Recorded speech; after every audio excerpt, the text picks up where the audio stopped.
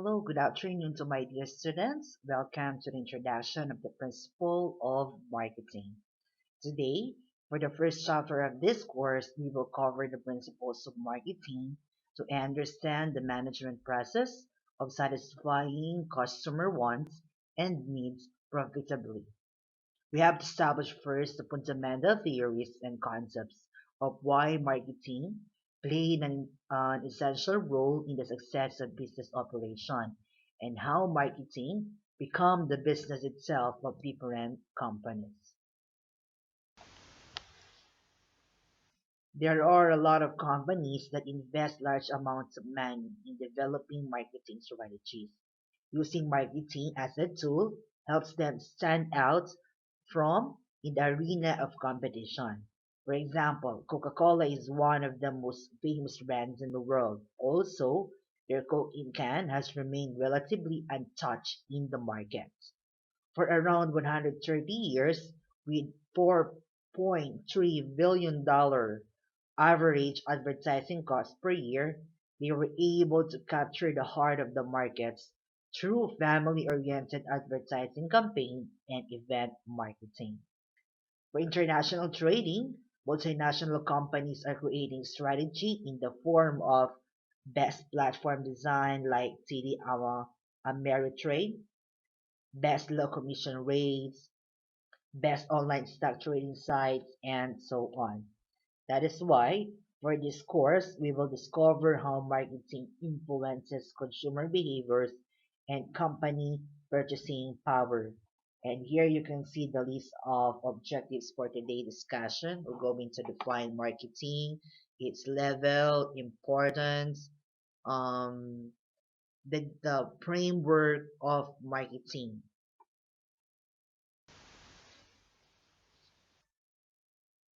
You can find many definitions of marketing online, books and articles, but I want to solely for you to memorize and understand it quickly. I'm going to simplify them.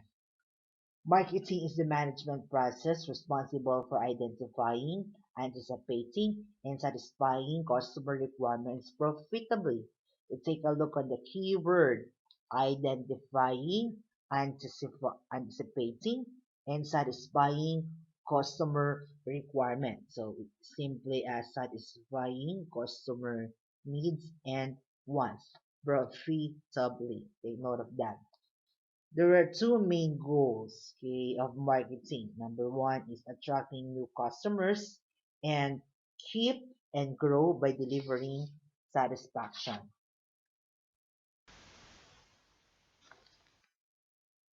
Another definition of marketing explains the value of customer satisfaction. How, when, where, why of this principle is the main attributes of doing marketing. If you could take a look, the old view of marketing, it says making a sale, selling and selling, selling and selling. But nowadays, through the innovation of technology and there's a lot of strategy coming out in the market, they had viewed marketing as satisfying customer needs.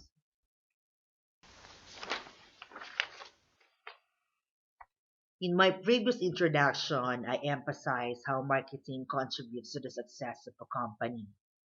Um, for Apple, uh, they do not just showcase their products.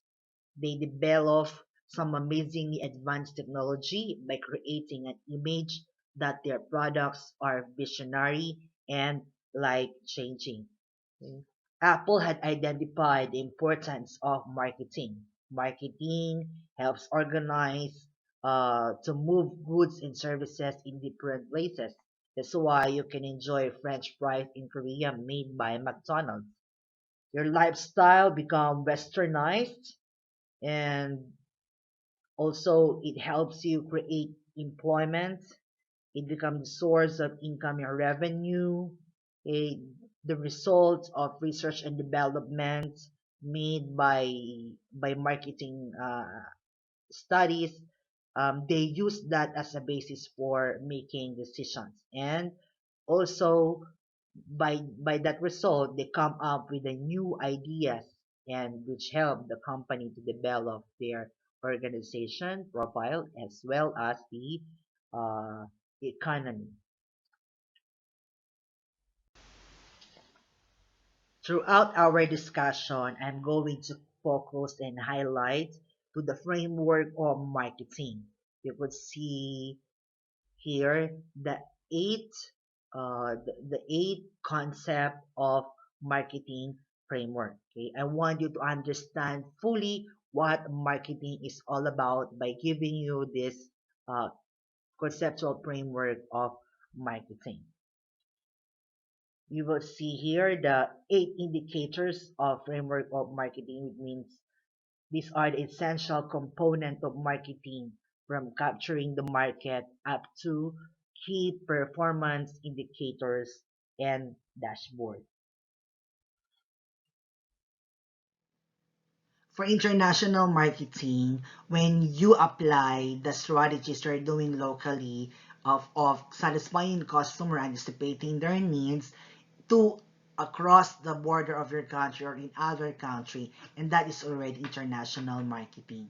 Okay, so global marketing is that when you integrate your marketing strategies or your marketing activities across multiple country markets. Okay, for international marketing, remember, you design your product according to the prospect market or customer in other country. Okay, let's say here in South Korea, you have a bulgogi burger wherein you could not find it in United States or in the Philippines. Okay, and we call it international marketing. They design the product, they promote the product according to the South Korean market. But if, like for example, again, the Big Mac, every McDonald's all over the world, you could find Big Mac. Okay, and we call it global marketing. So it means that the product, okay, can be sold, can be produced in multiple country markets or across multiple country markets. In your screen, you could see the different logo of a multinational company, and they design a particular product intended for their target market. For example, the KFC. Here in South Korea, you don't normally eat chicken with gravy. But nowadays, you are serving a chicken with gravy. And in KFC, you don't also serve rice with chicken. But in our country, we eat chicken with rice, and we put a lot of gravy sauce. Okay, of course, the taste of gravy is according to the taste and the preference of the Filipinos, and a lot more. The general principle of marketing, it has four different levels. Number one, if you sell and create your products only to the local consumer, we call it domestic marketing. If we design a product for exporting and that is only limited for export, wherein you are not allowed to sell those export product locally, we call it export marketing because of the it might like you're going to sell it in a low price because the price of that product would be different if you sell it in other country. And the third one, we have international marketing or the polycentric and regional, or it has a regional orientation wherein you design a product, you customize the product according to the taste of the local market. And for the global marketing, that is geocentric marketing wherein your product can be sold, okay, all over the world. That is global marketing. What are the benefits of international marketing? Number one, you can increase the market size. Okay, new market, and there will be a new prospect in different country that you can sell your products, and also you can design and develop your product according to their preferences. Okay? You may use the research and development strategies to customize your product. Economies of scale, it means that you can reduce the cost of production. Like for example, Coca-Cola, instead of shipping tons of Coca-Cola in every part of the world, and it will cost them a lot, especially with the shipping, and it will delay the delivery of the products. They had decided to put up a factory of Coca-Cola in different or the closest or regional areas, okay, or I think it's per country. They have a factory of Coca-Cola or brewery, okay? And the last one is the return on investment, okay? Since you have a big market, just make sure that you have used a good marketing entry strategy and the possibility of maintaining and uh, making your investment grow, okay, by attracting prospective customer and by developing a new technology. Okay, why do you think we were able to enjoy this kind of products? Why do you think Nike were able to penetrate the market of China, in Vietnam, in Korea, in the Philippines, in Africa? Okay, because the government made an action to make this trading more easily and accessible to all countries. Okay, there are four trends that affect this global business. Number one is the growth of the WTO, or the World Trade Organization, and open trade agreements. Okay, because of the conventions, because of the ASEAN summit, because of the regional summit, they come up to a program or plan that why not to strengthen our relationship from one country to another so that we could enjoy, okay, the resources, okay, of one country to another, and we could build and develop our economy. Number two is that there are a lot of countries nowadays are open for free trade.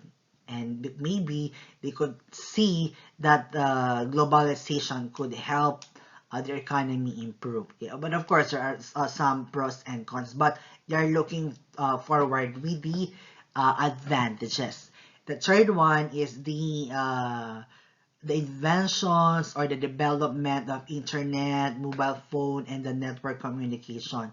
Okay, it made the life of people easier in terms of communication, and the access to information is just only one click away using the internet. And the last one is that especially nowadays with the impact of coronavirus in our environment, in our personal life, there is a mandate, okay, to manage the global environment for a better future. Okay, so we are mandated to promote sustainability. Okay, not only that we're enjoying the benefits of income, but also we are extending this kind of benefits to the community by promoting environmental conservation.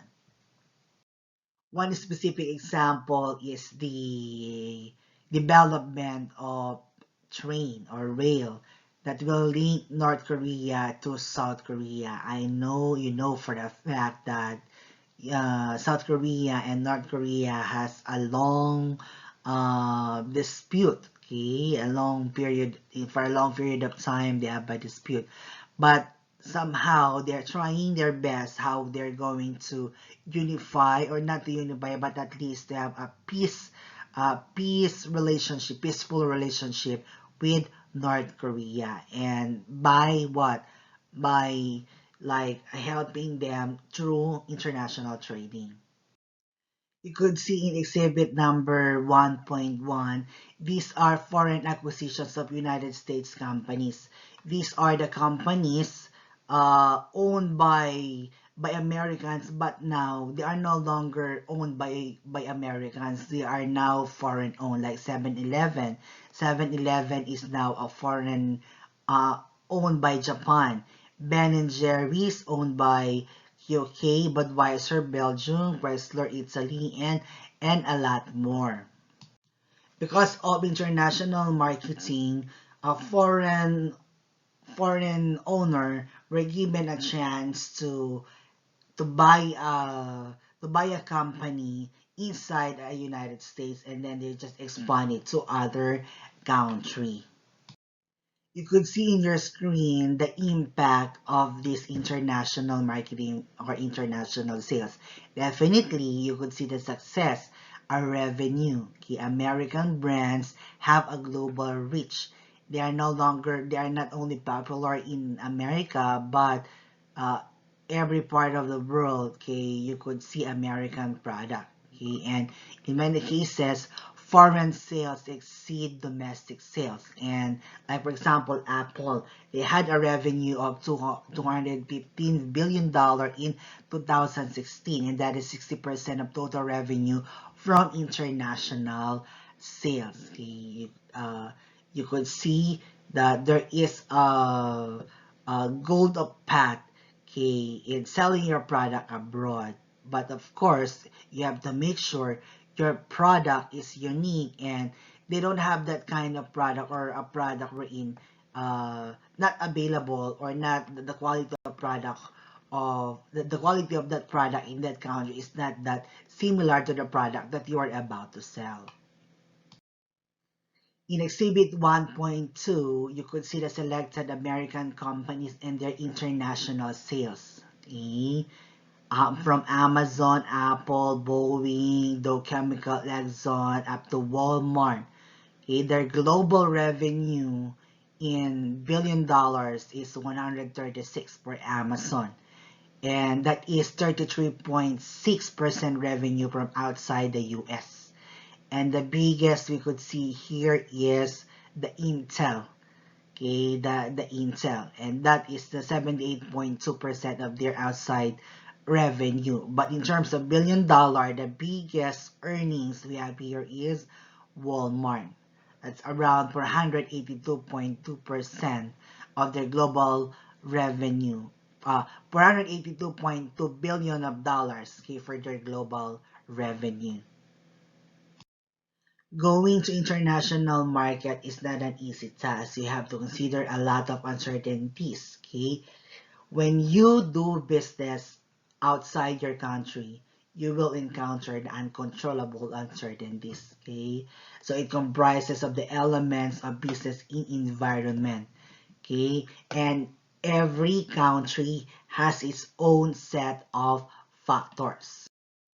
The Exhibit 1.3 shows the scope of international marketing. If you're only going to sell your product in the local market, okay, the firm's characteristic is controllable. You can control your product, the price, you can do research, the place where you want to distribute your product, and then when and how you're going to do to promote that. Okay, and outside your company is the uncontrollable environment. You have the political, economic climate, and then the competitive structure that is within the domestic environment. Okay, that is within the country. But if you go outside your country, it is more complex. You need to consider the political, culture, the geography and infrastructure, structure of distribution, level of technology, competitive forces, and economic forces. Okay, so in general, there are two forces that you have to consider, the internal force and the external force.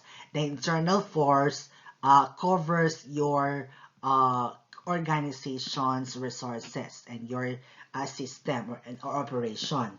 And for external, we have what we call the peso.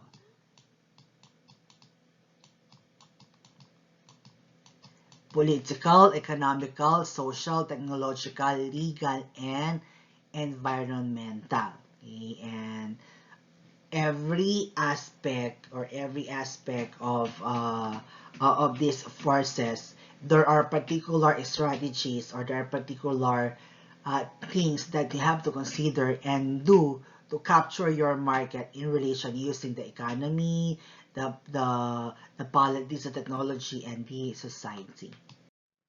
Understanding the internal and external forces of your environment would lead you and help you to have a better marketing decisions. Okay, and what are the factors, okay, in marketing decisions? A marketing program is designed for optimal adjustment to a certain team. If you are a manager, you have to take a look on this aspect so that you will know what kind of program you're going to design, um, suitable for your controllable elements. Our controllable elements are the internal forces because you can do something about it. You can decide about it. But for our uncontrollable forces, and that is external forces, you don't have any control and you could not decide for these external forces. When you make a decision for controllable elements, what you can do is to blend all elements to capitalize on anticipated demand. Okay, the proper management, the effectivity, and the efficiency of utilization of your resources towards achieving customer satisfaction. Okay, and you can alter or change the program if needed, if there will be some changing of the market conditions, if there will be some changes in the consumer taste and corporate objectives. So you make a decision based on the customer's preferences and depending on the consumer's behavior. For the uncontrollable element, you make a decision, okay, based on assessing the environment. Okay, you have to do a particular evaluation like SWOT analysis. You could do a PESEL analysis so that you will identify the things that you need to do so that you could adjust the strategies you are using inside your company, and you can determine the outcome of the marketing enterprise by scanning the environment, okay, understanding the consumer's behavior, the political situation, okay, the innovation of technology, wherein you use those situations, okay, to design a program that will make your products or services suitable to the market. In your screen, you could see the aspects of domestic environment. So these are the indicator, okay? And wherein they are uncontrollable. You could not decide for the mayor or the president that's related to politics. You're not the only business in your country. It composed of a lot of private and public institutions and business sectors. Your competitors, the level of technology, advanced or not advanced, the structure of distribution, is easily or inaccessible to the market, the geographic and the infrastructure. Do you have a logistic? Is your manufacturing company close to the port, to the airport, or are you in the center of the city or of the country wherein you could just distribute by your own, or are you going to hire or invite, or you could welcome the distributor to be part of your company as an investor. And then of course you have to consider the cultural forces, the religion, the language, the beliefs, okay, and that's the aspect of domestic environment, and that is uncontrollable forces. For the foreign environment, they are similar, okay, similar, but the intent or the emphasis is more on the cultural force. Why? Because they have a particular preferences in terms of food, design, and the system and the manner of utilizing those products. One consideration if you're going to do the international marketing is what we call the environmental adaptation. There is a need for cultural adjustment. Okay? There is a need for the immersion of your organization's culture to the local culture. And that could be the most challenging and important task that you have to consider, because your product might not be acceptable to them, especially if it violates their religion's belief or if it violates their political orientation. Okay, so as an international marketer, your duties are: number one is to interpret influence of each uncontrollable element on market. Okay, you have to inform them, you have to study their behavior of people, their preferences with the product and services. Okay, and you need to come up with something that will influence their buying power. Okay, and secondly, you need to adjust marketing efforts to cultures in which they are not attuned. um, I know that you know the different level of cultural orientation. Okay, there are some culture that they are very open, like in America and in Europe. But for the Asians, we are quite conservative. Okay, we are family oriented. So you will notice that most of the advertisement of the Asians are the theme is more on relationship, friendship, family, okay, and because it portrays the culture of that country. And the third one is be aware of own frame of preference when evaluating market. Sometimes your standard may not be uh, the standard being followed on that country. Okay, some country might be they are open for a liberated way of promoting or communicating the values of your products, but some country are very conservative or traditional, and it's difficult for them to merge their culture to another culture.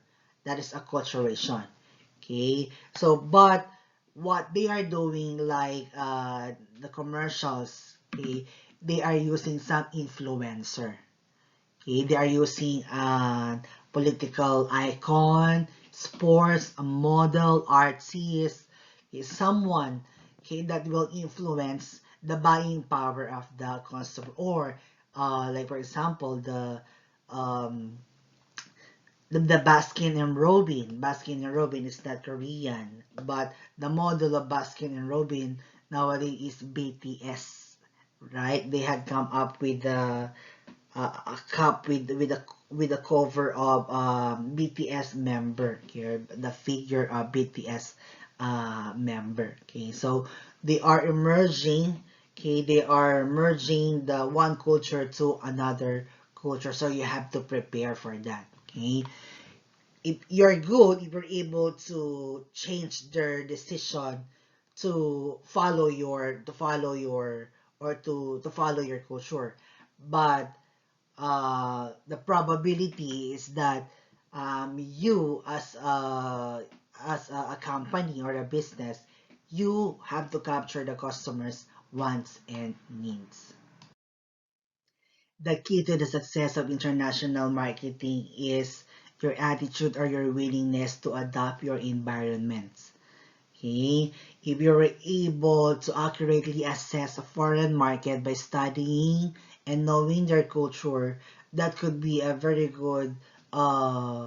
good sign that you are capable to adjust your product to other country. If you were not able to adapt to the environment and you are following your own criteria, we call it self-reference criterion. Oh, this is not Korean way. Oh, this is not Chinese way. That could be a stumbling block, okay, wherein you could not penetrate the market. Okay, so the secret is an open mind, you have knowing, experiencing the different culture and values, okay, of one country. Okay? And somehow. And when you insist your culture to other culture, that will be a problem, and that is what we call the ethnocentrism. Okay, what happened to Walmart in Germany? On the first 3 years of their operation in Germany, they were not able to make it because Germans are quite conservative. They are not like Americans who are very bubbly and happily dealing with and talking to the customers. But Germans, they are not that type. They're not that type of customers. They're going to buy the stuff they want to buy. You don't need to approach them friendly.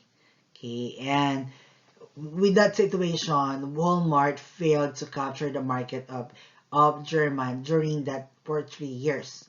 But eventually, they made the research and studied. This is they don't like this, they don't like that. So American company Walmart able to nowadays they are good and they are now able to capture the market in Germany by what? By immersing themselves to the culture of Germans. For you to avoid some international conflict, you have to be vigilant with your self-preference criterion and ethnocentrism. Okay, number one, you can define your situation in home country's cultural traits, habits, or norms. You can define, but you could not insist. Okay, you can define the situation in foreign country, cultural traits, habits, or norms through consultations with natives. Okay, this is what we call the cultural immersions. Okay, make no value judgment. Why you are like this, why you are doing this. No, okay, it's apparently more on acceptance. Okay, and for you to become successful in international marketing, you have to isolate the self-reference criterion. Okay, again, you may offer your product, but you don't have to insist to them. But before you offer your product to make it successful, you have to study the environment. Okay? And it should not create or voice an anger, okay, to the local market. And you can redefine situation without the SRC influence and solve for its optimum business goal solution. Okay. The opportunities in global business is limitless. But the question is how ready you are to face and adapt with these global competitions. Okay, how could you develop a global awareness? Okay, there are two main components. Number one is tolerance of and willingness to learn about cultural differences, acceptance, respecting their culture, or somehow if it is not a matter of life and death, you can adopt the culture that they have.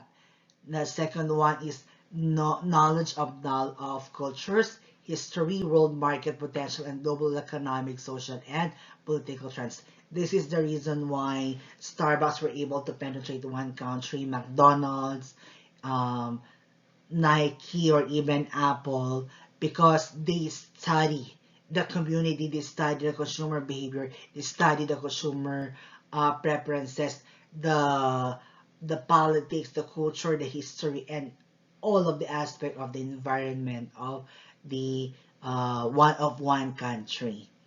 Okay.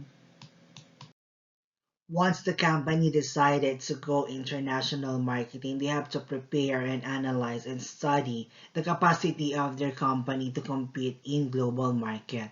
What are the main characteristics of companies that internationalize quickly?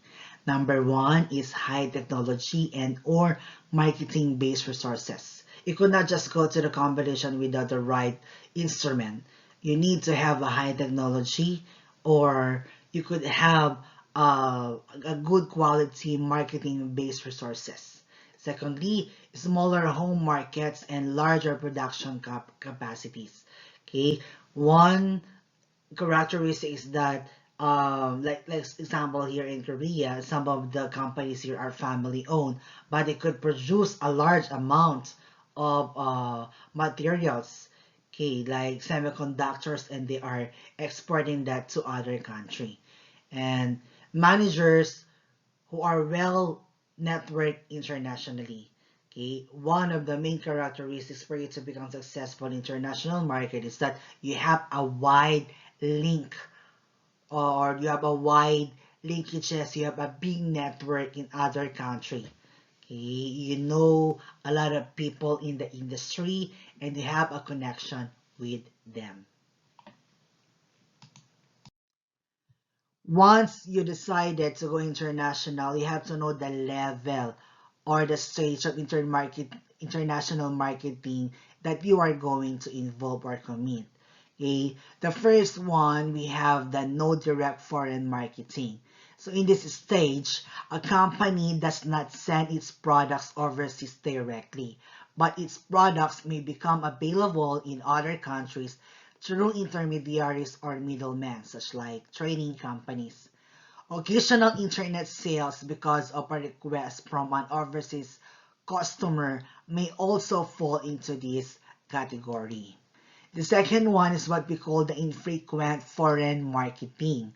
They have a temporary surpluses in inventory that may cause companies to sell their excess products in overseas markets. Take note, the no direct foreign marketing and infrequent foreign marketing, these are the strategies that are most likely reactive than proactive.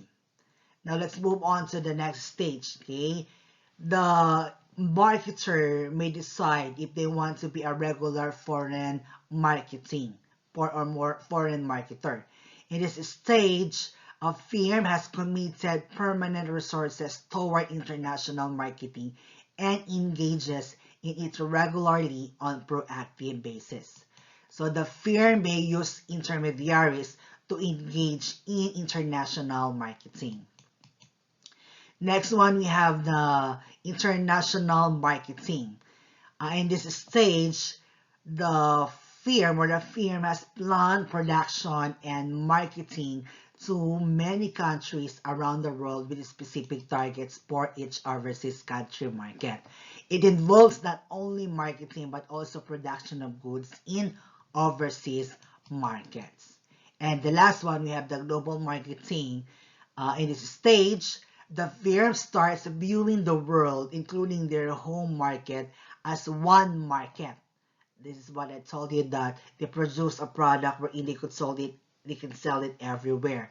The major change is the orientation toward world markets and the activities directed at supporting this view.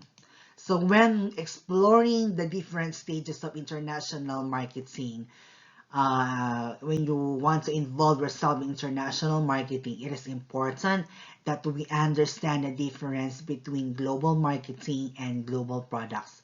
We also need to understand that a global marketing orientation does not necessarily mean standardization across all markets. Okay? Instead, it may mean operating as if all country markets in a company's scope of operations. It includes the domestic market.